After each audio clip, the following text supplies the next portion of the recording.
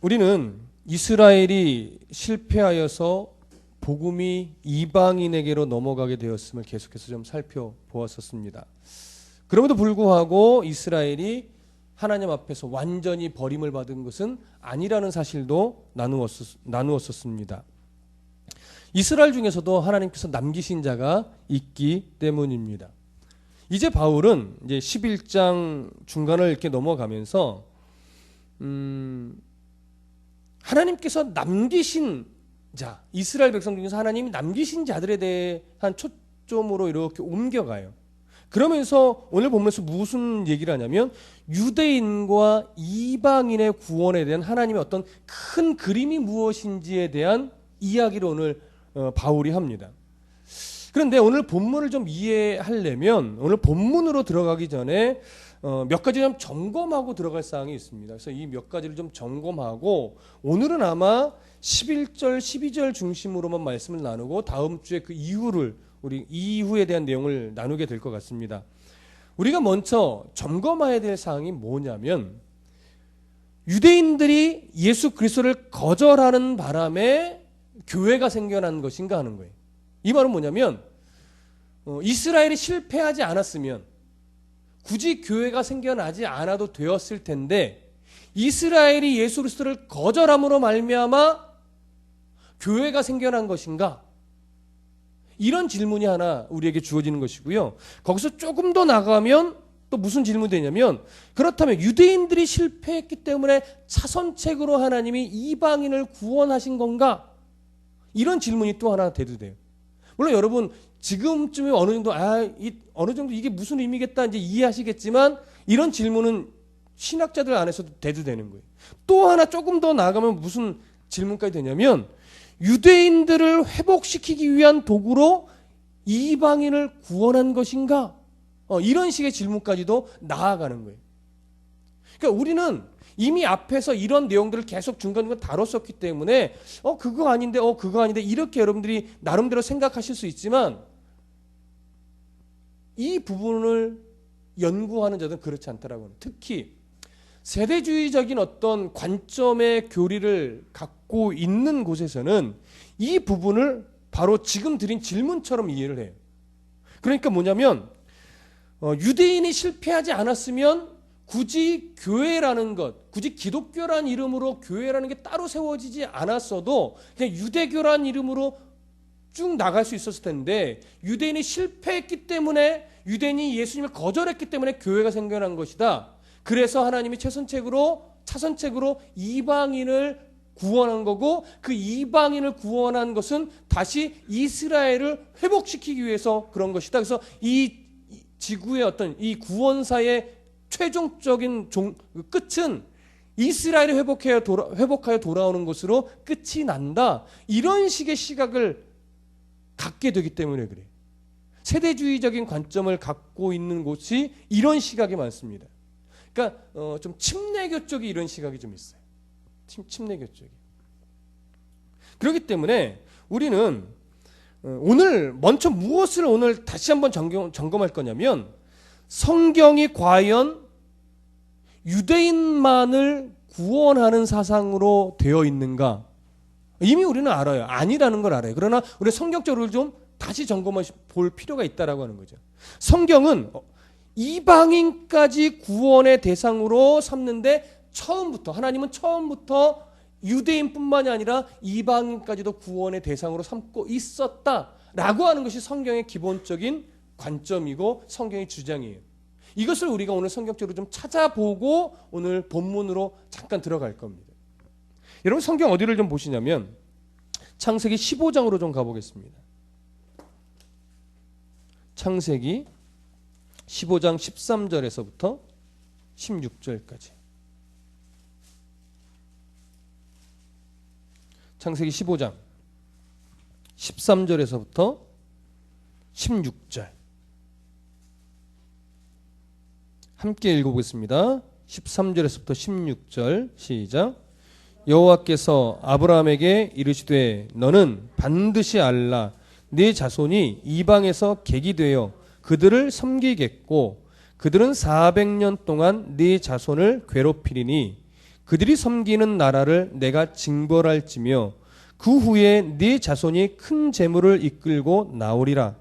너는 장수하다가 평안히 조상에게로 돌아가 장사될 것이요 네 자손은 4대 만에 이 땅으로 돌아오리니 이는 아모리 족속의 죄악이 아직 가득 차지 아니함이니라 하시더니. 자, 이 말씀은요, 창세기 15장 8절에서 아브라함이 하나님에게 하나님이 약속한 대로 이 땅을 내가 소유하게 될지 어떻게 알겠습니까? 이런 질문을 드렸어요.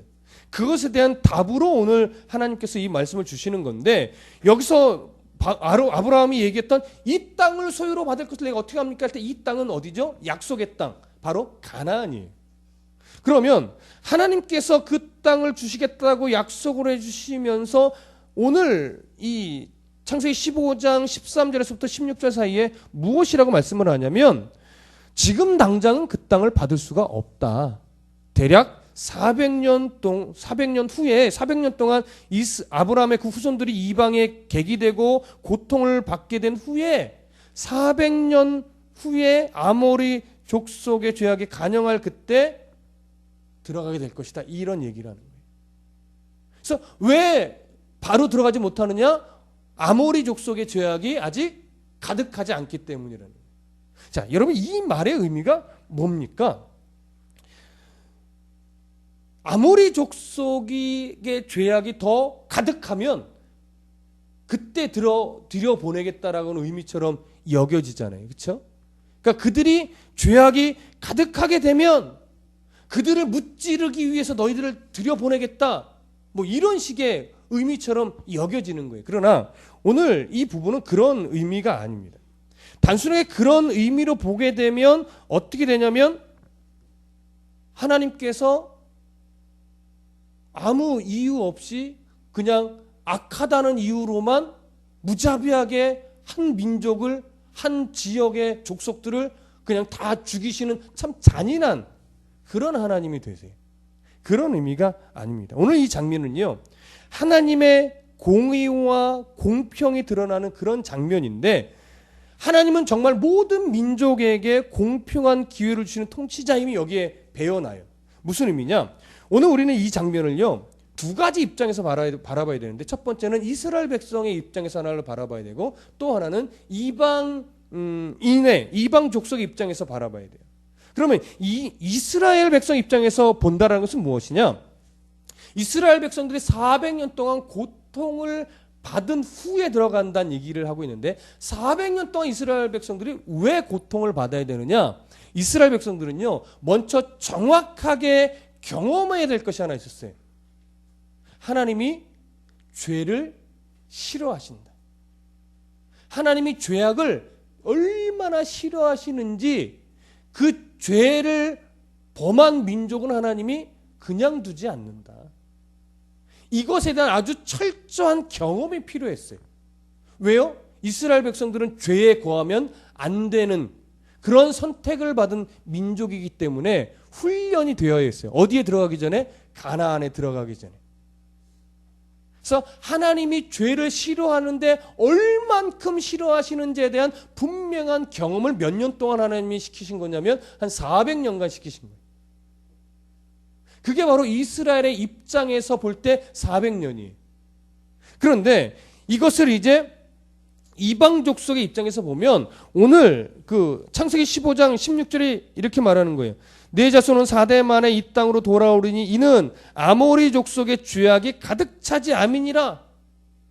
아모리 족속의 죄악이 가득 찰 때까지 하나님이 기다리다가 이 정도면 악해 하고 치는 게 아니에요. 그게 아니라 여기서 아모리 족속의 죄악이 관영하다, 가득하다는 의미는 뭐냐면 그 400년 동안 이 가나안 족속들에게 회개할 기회를 내가 줘보겠다라고 하는 거예요. 그런데도 그들이 돌이키지 않고 회개하지 않으면 너희들을 그때 들여보내겠다라고 해요. 그때. 왜? 하나님은 죄를 돌이키지 않는 민족을 끝까지 함께할 수 없기 때문에 그래요. 무슨 말씀인지 아시겠죠? 하나님은 기회를 주신단 말이에요. 근데 우리가 종종 가나안 땅 정복을 잔인한 하나님으로 묘사되는 이유는 뭐냐면 그 수백 년간 기회를 주셨던 하나님에 대해서는 모르기 때문에 그래요. 그들이 회개하도록 돌이키도록 하나님이 이 모양 저 모양 섭리하시고 보여주시고 들려주셨단 말이에요. 여러분 언제도 들려주셨어요? 어느 때에도? 이스라엘 백성들이 출애굽하여 광야 세월을 보낼 때 애굽의 재앙을 내렸던 것, 이 이스라엘 백성들을 가나안의 무리들 중에 하나님을 대적하고 이스라엘 백성의 가는 길을 막는 그 무리들을 하나님이 다 처치해 주셨단 말이에요. 이런 하나님을 바라보지 못했잖아요. 거기서도 기회였단 말이에요. 그 기회를 어떻게 해요? 다 놓쳐버린 가나안의 족속들이에요. 그러니까 가나안의 여기 말하고 있는 아모리 족속의 죄악이 가득 찼다라고 하는 것은 뭐냐면 이제 하나님이 인내심의 한계가 끝났다. 이제 그들에게 기회를 줄 만큼 줘서 더 이상 기회를 주지 않아도 되겠다. 그들은 이제 회개할 기회를 잃어버렸다라고 해요. 그때가 언제예요? 모세 시대를 거쳐서 여호수아 시대라고 해요. 그때 여호수아를 통해서 이제 그들의 회개하지 않고 돌이키지 않은 가나안의 족속들을 이제 어떻게 해요? 치시는 거예요. 어떻게? 악한 모든 것, 죄악된 모든 것을 이스라엘 백성들로 하여금 다 처리하게 하는 거예요. 깨끗하게. 그리고 이제 그 약속의 땅을 거룩한 땅으로 어떻게 해요? 하나님의 통치가 온전하게 이루어지는 그런 땅으로 하나님이 만들기를 원하셨던 거예요. 누구를 통해서? 400년간 훈련받은 이스라엘 백성을 통해서. 이스라엘에게 너희들만 잘 먹고 잘 살라고 가나안 족속을 잔인하게 몰아내게 하신 역사가 아니라고 하는 거예요. 얼마나 오랫동안 그들의 기회를 주셨었는지. 그러나 그들은 그 기회를 버렸다는 사실을 우리가 먼저 알아야 합니다. 그리고 나서 이제 모든 민족을 향한 하나님의 마음이 출애굽기에 나오는데 어디를 보시냐면 출애굽기 19장 5절과 6절로 가보겠습니다. 그렇게 이스라엘 백성들을 가나안 땅에 들여보내실 때 하나님이 어떠한 의지가 있으신가? 출애굽기 19장 5절과 6절. 출애굽기 19장 5절과 6절. 다 같이 읽어보겠습니다. 5절과 6절 시작. 세계가 다 내게 속하였나니 너희가 내 말을 잘 듣고 내 언약을 지키면 너희는 모든 민족 중에서 내 소유가 되겠고 너희가 내게 대하여 제사장 나라가 되며 거룩한 백성이 되리라.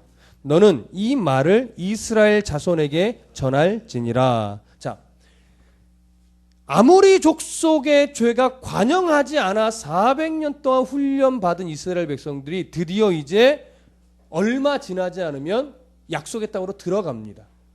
그들의 모든 죄악들을 척결하고 하나님의 거룩한 통치가 이루어지는 그런 땅이 되게 하기 위해서, 그러기 위해서 오늘 본문은 뭐냐면 율법을 주시고 이제 시내산에서 언약을 체결하기 바로 직전이에요. 언약을 체결하기 전에 무슨 말씀을 하냐면 너희가 이제 왜 나와 언약을 체결하고 가나안 땅에 들어가야 되냐면 세계가 다 내게 속해 있기 때문에. 여기 말하는 세계가 뭐예요? 이스라엘 민족을 포함한 이방의 모든 민족이에요. 그들이 다 누구에게 속했어요? 하나님 아버지께 속했어요. 그래서 너희가 내 말을 잘 듣고 내 언약을 지키면 너희는 모든 민족 중에서 내 소유가 되겠고 너희가 내게 대하여 무슨 나라가 돼요? 제사장 나라가 돼요. 그리고 거룩한 백성이 되는 거예요. 그러니까 여기서 가장 중요한 건 뭐겠어요? 이스라엘이라고 한 민족이 제사장 나라가 되는 거예요. 그러면 여러분 제사장이라는 게 뭐예요? 사람과 하나님 사이에 중간 역할을 하는 거예요. 그래서 하나님의 복을 사람들에게 흘려보내기도 하고 그들의 죄를 끌어안고 하나님 앞에 기도하기도 하고 가슴 아파하기도 하고 또 하나님의 뜻을 그들에게 전해주기도 하면서 하나님의 복을 나누어주는, 하나님의 복을 전달해주는 그런 중간의 역할이란 말이에요. 그런 역할을 누가 하기를 원하는 거예요? 이스라엘 백성이 하기를 원하는 거예요. 그러면 이스라엘 이 말씀의 의미에 따라 보면 이스라엘 백성이 제사장 나라로서 하나님과 누구 사이에 제사장의 역할을 감당하는 거죠?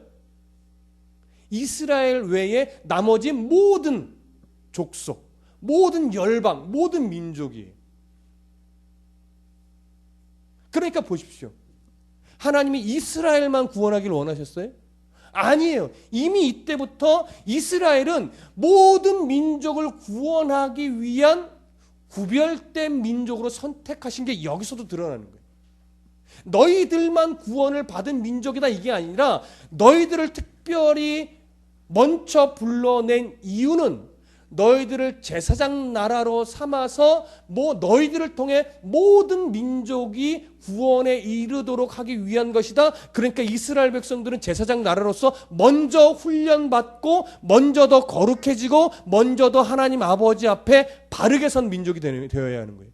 그래서 그러한 이스라엘 백성들의 모습을 통해서 다른 민족들이 하나님만이 유일한 신이구나 이걸 알 수 있도록. 여러분, 유일한 신은 여러 신들 중에 가장 센 신이라는 의미예요? 아니에요. 다른 신들은 다 가짜라는 거예요. 오직 여호와 하나님 한 분만이 유일한 신이라는 얘기예요. 그걸 다른 민족들이 뭐예요? 알도록 만들어야 된다는 거예요. 이미 하나님은 모든 민족을 구원하기 위한 그러한 계획을 이미 이때부터 세우셨고 그 일을 진행하고 계셨고 그러기 위해서 이스라엘 백성들을 어디에요? 가나안 땅으로 들여 보내시는 것이었단 말이에요. 그러니까 여러분 결국 이스라엘이 실패했기 때문에 어쩔 수 없이 구원이 이방인에게로 간 것이 아니에요. 그렇죠? 그러나 이것을 어떻게 볼 수 있냐면 하나님은요 이스라엘을 통해서 구원이 이방 민족에게 가기를 원하셨으나 이스라엘이 성공하거나 실패하는 것에 상관없이 하나님은 그 자신의 뜻을 이루시는 분이에요? 안 이루시는 분이에요? 이루시는 분이라는 거예요. 그러니까 여기에 뭐가 있냐면 이스라엘에게 맡겨진 역할이 있었지만 그들이 실패했음에도 불구하고 하나님의 뜻은 방해되지 않고 이스라엘 백성들에게 계속 구원의 역사들이 진행이 되었고 성취되었다라고 하는 사실을 보여주는 겁니다. 그러니 얼마나 여러분 이것이 놀라운 일입니까? 하나님의 작정하심은 이렇게 어느 세력에 의해서도 방해받지 않고 진행되는 그러한 의지이신 것입니다. 여러분 사도행전으로 한 번 더 가보시죠. 신약성경으로 넘어와서 사도행전 13장 46절 사도행전 13장 46절로 가보겠습니다. 사도행전 13장 46절 자 함께 읽어보겠습니다. 사도행전 13장 46절 시작. 바울과 바나바가 담대히 말하여 이르되 하나님의 말씀을 마땅히 먼저 너희에게 전할 것이로되 너희가 그것을 버리고 영생을 얻기에 합당하지 않은 자로 자처하기로 우리가 이방인에게로 향하느니라. 자, 이 말씀은요 안식일에 수많은 사람들이 바울과 바나바에게 모여들어서 하나님 말씀을 들으려고 했던 거예요. 그때 이 모습을 본 유대인들이 아주 시기가 가득해져서 바울과 바나바를 비방하고 나선 겁니다. 이렇게 유대인들이 바울과 바나바의 복음 전하는 것을 반대하고 공격하고 반박했어요. 그렇게 되다 보니까 바울과 바나바는 뭐라고 말하냐면 너희들이 복음을 거절했기 때문에 복음이 이방인에게로 옮겨갈 것이다 이렇게 선포한 거예요. 당시 유대인들은 자신들이 내세우고 있는 의가 하나님의 의를 내몰고 있다는 생각을 전혀 하지 못했어요. 그래서 바울과 바나바의 복음 전하는 이 소리를 들은 유대인들은요 거세게 바울을 비방하고 더욱더 핍박을 했어요. 그러나 이 바울을 통해서 복음을 들은 이방인들은 어떻게 했죠? 그것을 받아들이고 하나님의 백성이 되었어요. 그래서 사도행전 13장 48절을 보면 이방인들이 듣고 기뻐하여 하나님 말씀을 찬송하며 영생을 주시기로 작정된 자는 다 믿더라. 이 영생을 주시기로 작정된 자는 다 믿더라는 말의 배경을 보면 바로 그 왜 아까 좀 전에 앞에서 이야기했듯이 이스라엘 백성들은 복음을 오히려 막고 거절하고 전하지 못하게 방해했지만 이방 땅에 복음이 전해진 것은 역시나 하나님의 의지대로 충만하게 전하여졌더라. 믿기로 작동된 자는 다 믿더라, 이 얘기. 이게 복이고 이게 은혜인 거죠, 여러분. 그러면 여러분, 바울이 우리가 그 일을, 이방 땅에 교회가 세워지는 그 일에 바울이 제일 큰 역할을 했다는 사실을 우리는 너무나 잘 알고 있어요. 그럼 여러분, 바울이 만약에 고집 피우고 복음을 전하지 않았으면 이방 땅에 복음이, 교회가 세워지지 않았을까요? 그것도 아니라는 거예요.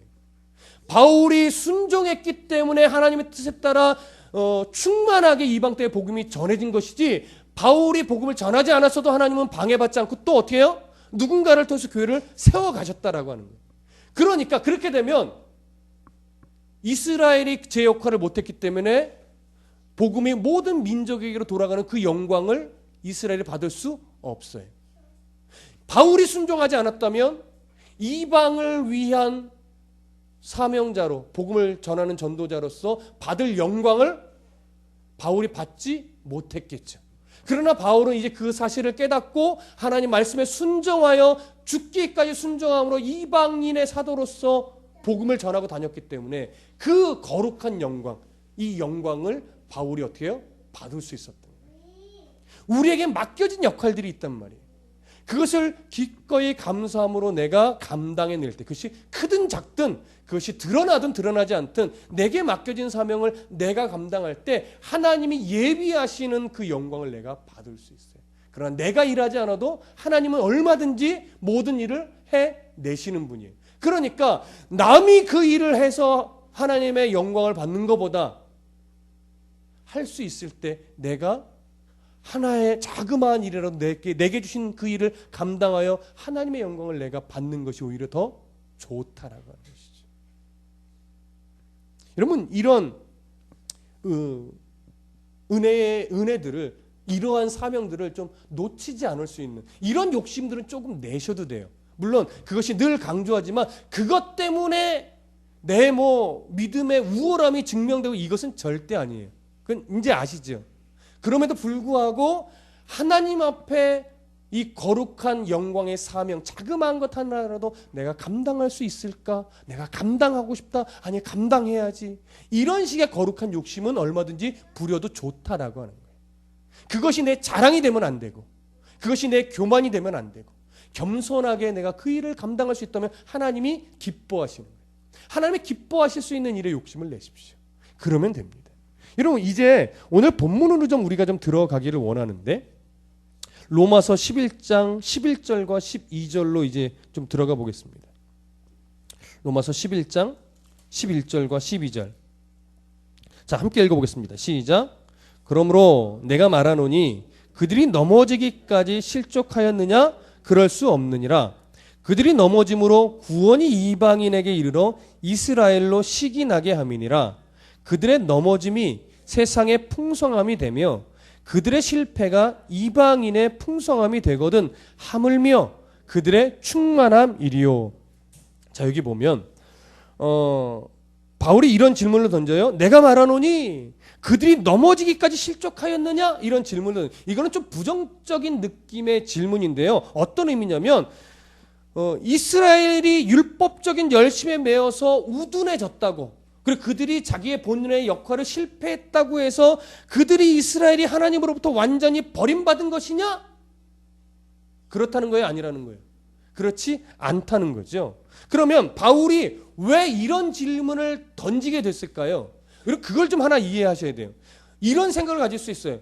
아니, 이건 지금 로마 교회에 보내는 서신인데, 로마 교회 성도들이라면 이방인 기독교인이든 유대인 기독교인이든 다 이렇게 좀 어우러져 있을 때 굳이 이런 질문을 던질 필요 있을까? 이런 생각을 하게 될 수도 있지만, 로마 교회는요, 유월절을 지키러 갔던 디아스포라의 유대인들이 베드로의 설교를 듣고 거기서 회심하여 말씀을 배우다가 다시 로마로 돌아온 후에 세운 교회예요. 그러니까 어떤 영적인 지도자에 의해 세운 것이 아니라 그때 회심하고 나름대로 거기서 잠깐 말씀을 배우고 나서 예수 그리스도를 믿어야 되겠고 예수 그리스도가 구원자에게 이걸 안 사람들이 로마로 돌아가서 세운 교회란 말이에요. 그러니까 아직 교리적으로 튼튼하진 않아요. 이방인들보단 나은 거죠. 그래서 로마에 있는 디아스포라 유대인이 교회를 세운 후에 그들을 통해서 또 몇몇 이방인들이 전도를 받아 회심하고 개종하여 이방인들 중에 기독교인이 된 자들도 있는 거예요. 그렇게 해서 나름대로 교회가 어떻게 커가고 인원도 늘어나고 점점 이방인도 늘어났어요. 그러다가 어느 날 무슨 일이 벌어지냐면 로마에 있는 모든 유대인들은 다 나가라. 네, 그들의 오해하기도 했고 그들이 잘못한 것도 있고 그래서 아예 신경 쓰기 싫다. 로마에 있는 모든 유대인들을 다 추방시켜버린 거예요. 유대인이든 기독교인이든 상관없이 다 추방당하니까 로마의 교회 안에 누구 세력만 남아요? 이방인 기독교인들만 남아요. 그러니까 그들은 아직 하나님이 누군지에 대한 지식도 폭넓지 못해요. 그래 당연히 기독교적인 교리에 대해서도 약하죠. 그럼에도 불구하고 그들이 교회를 지켜냈어요. 그러니까 나름대로 교회의 주축 세력에 누가 있는 거예요? 이방인들이 있는 거예요. 근데 그렇게 이방인들이 로마 교회 안에서 자리를 잡은 이후에 이제 돌아와도 좋다라는 선포가 되어지고 로마로 유대인들이 돌아와요. 그러니까 로마 교회 안에도 교인들이 들어왔겠죠. 그러다 보니까 거기서 이제 기득권의 문제도 있고 이게 옳으냐 맞냐 이방인 기독교인 나름대로 세우는 모두 있는데 그거 아니다 뭐 어쩌든 막 옥신각신하면서 그 안에 뭔가 하나 되지 못한 그게 있었던 거예요. 그래서 충돌이 있어요. 근데 그러면서 로마 안에 무슨 시선들이 있냐면 유대인들을 향해서 곱게 보지 않는 시선이 있는 거예요. 그 흐름을 타서 로마 교회 안에 이방 기독교인들도 유대인 기독교인들을 바라보는 시선이 곱지 않고 저들은 사명을 실패한 자들 아니냐, 버림받은 자들 아니냐, 그래서 은근히 이런 어떤 공격적인 말들도 나오기 시작한 거예요. 성도로서 그러면 안 되는 거죠. 그래서 바울이 오늘 그러한 일들로 인해서 유대인 기독교인들과 이방인 기독교인들 안에 사이에 이런 어떤 마찰이나 잘못된 시선들을 또 바로잡기 위한 의도도 이 질문에 있는 거예요. 그들이 버림받은 자들이냐? 아니라 이거예요. 버림받은 자들이 아니라 이거예요.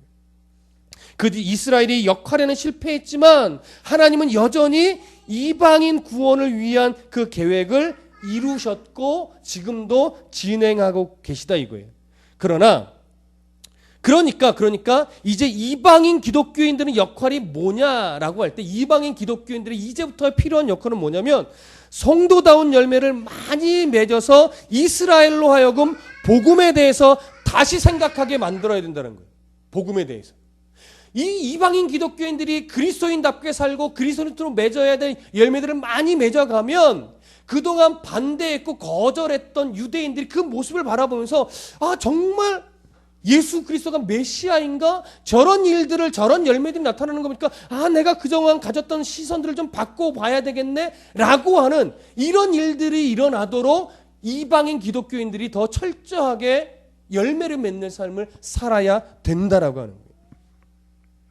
이게 그들의 역할이에요. 그러다 보면 하나님은 결국 이스라엘 중에 충만한 숫자, 결국 하나님이 남기신 자죠. 아직은 거절하고 있지만 하나님의 자녀로 작정한 자들이 있다고요.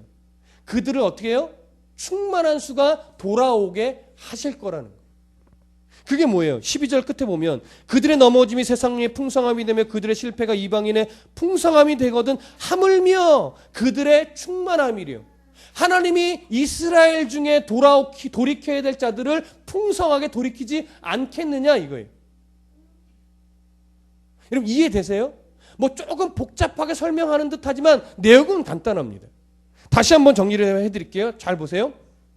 이렇게 말할 수 있어요. 하나님의 계획에는 실패함이 있습니까? 없습니까? 당연히 없습니다. 그렇죠? 그러니까 이방인을 구원하고자 하나님이 작정하신, 유대인이든 이방이든 하나님이 구원하기로 작정하셨던 거 언제부터요? 창세기에도 나와 있고 출애굽기도 나와 있어요. 그렇죠? 그래서 그 중심의 역할을 원래는 이스라엘 백성들이 하기로 원했지만 이스라엘 백성들이 실패했어요. 그럼에도 불구하고 하나님의 작정하심은 실패가 없기 때문에 이방인들의 구원 역사는 어떻게 해요? 충만하게 이루어졌다는 거예요. 충만하게 이루어졌어요. 그럼 보세요. 하나님의 구원 계획이 실패하지 않았기 때문에 이방인들이 충만하게 구원을 받았다면 이제 유대인들을 통해서 유대인들을 구원하고 유대인들을 통해서 더 복음이 충만하게 전해질 것에 대한 하나님의 계획은 실패로 끝날까요? 아니면 끝끝내 하나님이 성취하실까요? 성취하시죠. 근데 우리는 자꾸 어디까지만 보냐면 이스라엘이 실패했고 유대인의 이방인들을 위한 구원 하나님이 이루셨다. 요것만 보는 거예요. 아직 앞에 이것은 실패로 끝나지 않는단 말이에요. 이스라엘을 향한, 이스라엘을 선택하신 그 이유, 그 계획들에 있어서 그냥 그들이 실패했다, 그것을 끝나버리는 역사가 아니라는 거예요. 그들이 돌아와야 돼요. 그들을 하나님이 원래 계획했던 대로 성취하실 거예요. 이루실 거예요. 그래서 그들을 회복시키실 거예요. 근데 그들을 회복하기 위해서 이제 역할이 거꾸로 됐어요. 누가 그 역할을 해야 돼요? 이방인들이 해야 된다고요. 이방인들이 온전하게 복음의 열매를 맺어갈 때 그들을 바라보고 이스라엘이 거룩한 영적인 시기가 일어나야 된다고요. 그런 역할이 이제 니들에게 주어졌는데 너희들은 왜 유대인들을 바라보면서 저 실패한 민족이라고 손가락질하고 있냐 이거예요. 그러면 안 된다라고 하는 거죠. 무슨 말씀인지 아시겠습니까? 하나님의 원래 작정은 그렇게 끝까지 성취되고야 마는 작정이에요. 그러니까 이스라엘의 실패로 끝나지 않아요. 이스라엘은 실패했고 이방은 구원했다. 이것으로 끝나지 않는다고. 아직 하나가 더 남아있어요. 우리가 그걸 보셔야 돼요. 그러면 오늘 이 사실을 통해서 오늘 우리에게 오늘 적용해야 될 것이 있습니다. 이러한 하나님의 실패하지 않는 구원 계획을 나에게 적용하시고 내 가족에게 적용하시고 때로는 나와 함께하는 주변 사람들에게 적용하십시오. 어떻게 해요? 보세요. 하나님이 나 같은 자도 참 감람나무에 접붙이셔서 나를 구원의 백성 되게 끝끝내 하나님이 나를 그렇게 만지셨다면, 그래서 나를 향한 하나님의 구원 계획을 이렇게 성취하셨다면 하나님은요 나의 가족들을 향한 구원 계획에 있어서도 실패하실까요? 안 하실까요? 우리가 그것을 아직 보지 못해서 불안할 뿐이지 하나님이 작정하셨다면 끝끝내 전 인생을 거쳐서 성공하시고야 말 것이라는 거예요. 그 사실을 일단 먼저 신뢰하셔야 돼요. 뭘 보고? 내가 변한 걸 보고 내가 지금 예배하고 있다는 이 사실을 보고서 그걸 먼저 신뢰해야 돼요. 아, 나를 불러내셨으니 때로는 내 남편을, 내 아내를, 내 자식을, 내 형제를 불러내시겠구나. 일단 그걸 먼저 신뢰하시고 그걸 신뢰하셨다면 이제 내 역할은 뭘까요? 이제 내 역할은 그들로 하여금 영적인 거룩한 시기가 일어날 수 있도록 내가 정말 그리스도인의 삶은 이런 거다. 뭐 해야 돼요? 보여줘야 돼요. 그게 중요한 거예요. 근데 이 부분은 생각하지 않고 마냥 믿습니다, 믿습니다만 하고 있으면 한참 늦어지죠. 내가 하나님을 보여주고 들려주고 느껴지도록 내가 말과 행실에 있어서 그리스도의 삶을 살아내면서 그들이 듣고 느끼도록 볼 수 있도록 해줘야 되는데 그건 하지 않아요. 맨날 야 너는 예수 믿는다는 게 왜 그러냐, 이 소리는 맨날 들으면서 하나님 믿습니다, 주여 믿습니다, 이러면 되냐고요? 안 된다고요. 이러면 물론 하나님은 내가 실패해도 이루시는 건 맞아요. 근데 그 영광을 다른 사람한테 주지 말라는 얘기예요. 그 영광. 내 가족이라면, 내 형제라면, 내 자녀라면 하나님이 누구를 통해서 이루실지 몰라도 내가 그 역할을 감당해야죠. 내가. 그래서 그들이 시기, 영적인 시기가 일어나도록 살아내셔야 되는 거예요. 그래서 그리스도인의 삶은요 결코 나를 위한 삶이 될 수 없어요. 나만을 위한 삶이 될 수 없어요. 나만 아니면 돼, 이 생각 가지면 안 돼요. 그리스도인은요. 항상 그리스도인은 위선자가 돼야 돼요. 누구를 위한 위선자? 내 자존심을 위한 위선자? 아니요. 하나님을 위한 위선자. 그리고 누군가 나를 바라보고 하나님께로 돌아와야 될 그 사람을 바라보고 위선자가 돼야 돼요. 거룩한 위선자. 그것이 우리의 사명이요 우리의 몫입니다. 여러분 이것을 절대 놓치지 마시고 오늘 본문처럼 하나님은 절대 하나님의 작정하신 구원을 위한 작정에 실패함이 없으신 분이다. 나를 보니 확실하다. 그러니 이제 내 가족이 주께로 돌아올 수 있도록 내가 그리스도인의 향기를 그들에게 전해줘야지. 참자, 견디자, 인내하자, 웃어주자, 용납하자, 이해하자, 온유하자. 모세의 온유함을 닮는 내가 되자. 여러분, 그런 다짐과 각오가 다시 한번 오늘 이 시간 일어나기를 소원합니다. 기도하겠습니다.